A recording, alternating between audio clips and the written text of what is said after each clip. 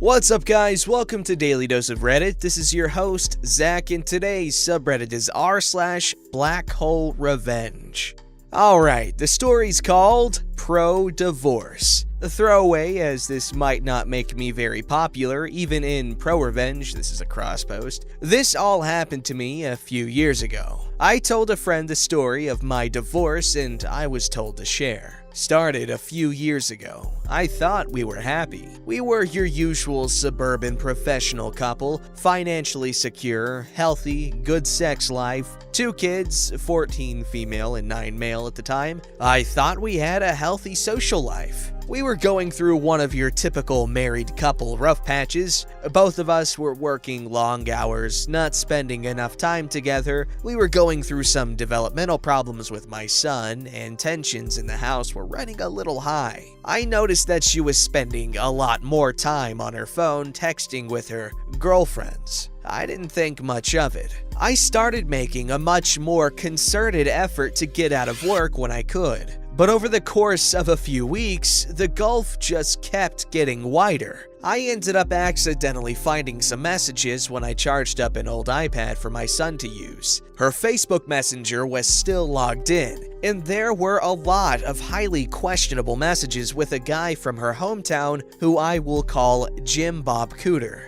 The messages weren't completely inappropriate, but I could tell there were quite a few missing based on the times and context of the messages. I made a mental note to keep an eye on this and went about trying to fix things up. The next day, after I took the day off to knock out some projects that I thought would make her happy, and left her some sweet notes reminding her of how much I appreciated her, she was once again in the corner of the living room texting her girlfriends. I took the boy's iPad to the office, opened up Facebook Messenger, and watched in real time as my wife tore me down. Her and Jim Bob Cooter were making fun of me. All of my flaws, insecurities, and secrets I entrusted to my partner were now fodder for her and Jim Bob Cooter. Not only that, but while there wasn't outright sexting, there was a sexual undertone to the whole conversation,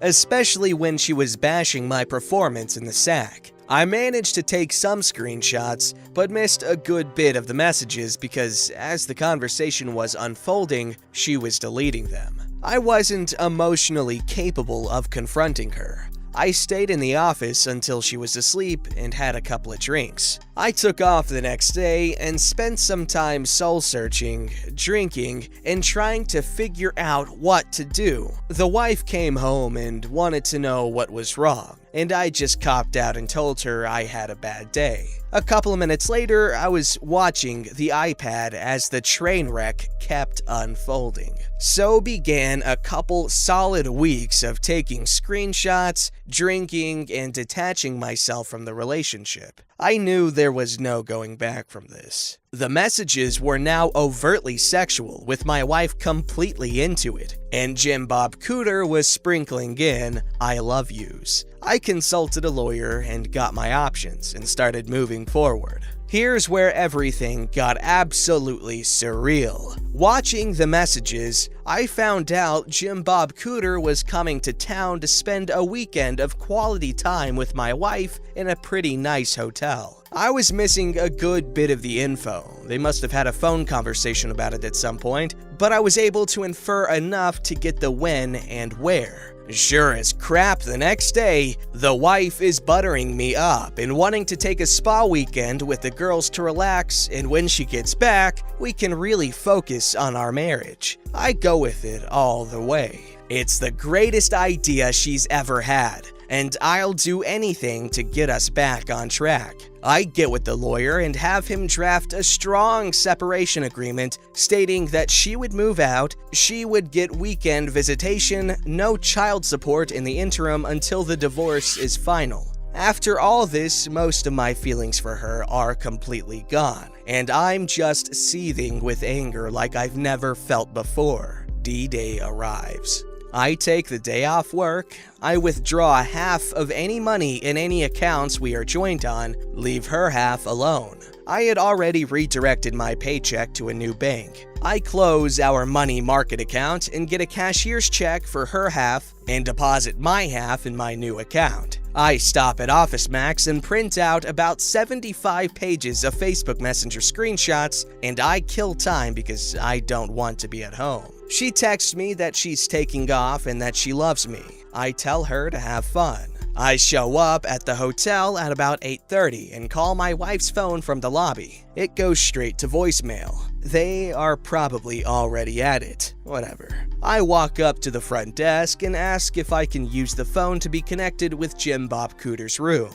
It rings 3 times and he picks up. Hello? Jim Bob Cooter, can you send my wife down to the lobby, please? I don't know what you're talking about, bro. Okay then, I guess I'll have to call Mrs. Jim Bob Cooter and get her down here. Totally a bluff. I knew he was married and I knew her first name, but that was it. Oh my god. You got 5 minutes. Not even 2 minutes later, my wife comes walking out of the elevator looking a little flustered. I sit her down in the corner of the lobby. She starts spewing BS saying it's not what it seems, etc., etc. I'm not here to argue. The things that are said in this pile of papers are what's going on. The only way I'm not giving a copy of this to daughter, your parents, and emailing it to everyone we know is if you move out immediately. Wife was very prideful. Daughter was going through a rebellious teen phase, and her knowing probably would have forever killed their relationship. Wife was also her parents' golden child, and she always worried about what they thought of her. I didn't have much leverage, and shame was my only card to play. Also, her professional life is built up around her image, so I knew she would protect it at all costs.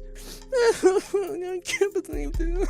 This is a check for half of the money market account. I've withdrawn my half of the money from all the other joint accounts. You should have more than enough to get a place. She starts to cry a little. I could almost see the different thoughts and waves of emotions going through her. But now was the time to keep pressing. Here is a separation agreement that I think is more than fair, considering what's going on. I'm gonna need you to look this over, sign it, and leave it at the house when you get your stuff.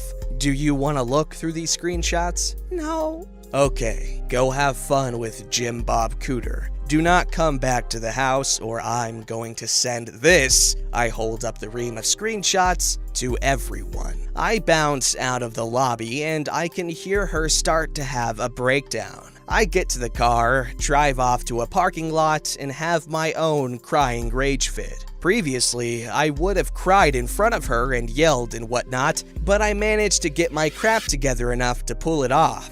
I don't know what she did that night or over the weekend. She texted and called over and over wanting to talk. I just turned the phone off, and by the time Monday afternoon rolled around, there were movers getting her stuff and she delivered the agreement. I let her have a talk with the kiddos, basically saying, Mommy and Daddy need some time apart. We still love you, etc., etc. Standard divorce talk. After a week, she wants to have a real talk for the first time. I oblige her because I've already got my crap together and I've got an idea of what I want, but I should hear her out. She's so sorry, she wants another chance, she wants her family back, she'll do anything, she's on her knees crying into my lap. I have no intention of ever taking her back. I tell her she needs to set up marriage counseling on her own at a time that works for me. I tell her that I can't live with her, but she should be around the children to try to maintain a relationship with them. So starts our new normal of her coming over to the house, cooking and having dinner with the kids 3 nights a week. She always saved me a plate. I made myself scarce. Her cleaning the house and doing the kids' laundry, then heading back to her place. We went to counseling. It consisted of her working through her issues with a therapist, trying to figure out why she did it, her begging for forgiveness, and me stoically playing the victim. I was never going to give her another chance. All I wanted to do was kill time, establish myself as the primary caregiver to the kids, and establish her as not having residency in the house. After a few months, I go to my own therapist and get diagnosed with depression and PTSD. I ask my work if it's possible to go to part-time for the foreseeable future to deal with personal issues, and it's no big deal.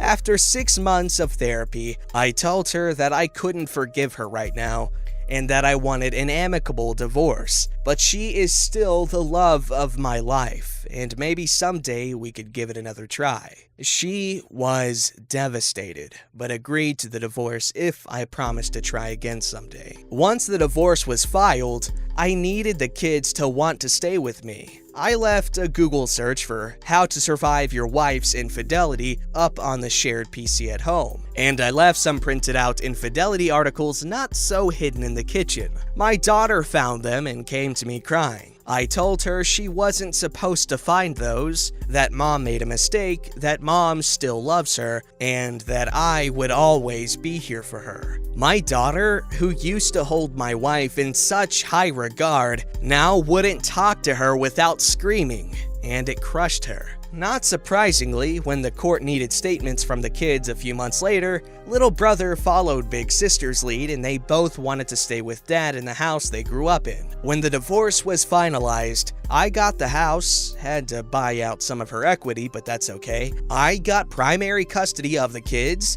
I got awarded generous child support due to the differences in our income due to me working part-time. Now, for the last 2 years, I've gotten to live in the house with my kids, work part-time, get the now ex to subsidize it for me, and when she takes the kids over the weekends, I get to have my fun with Tenderellas and some friends with benefits I've cultivated. In the eyes of my kids, I'm the patron saint of fatherhood for taking the high road and always being there. In the eyes of my ex, I'm the one that got away that she will always pine for. And I get the bonus of having her come over for sex whenever I want it by dangling that carrot of maybe getting back together. But that is never going to happen. Of the different forms of cheating, this is definitely the worst. Okay, it's not just the whole physical aspect of, oh, I just got horned up and wanted to have fun, but it's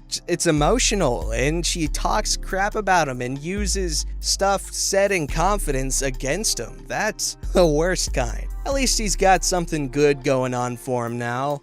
Not much else to say there other than that was a very well navigated divorce.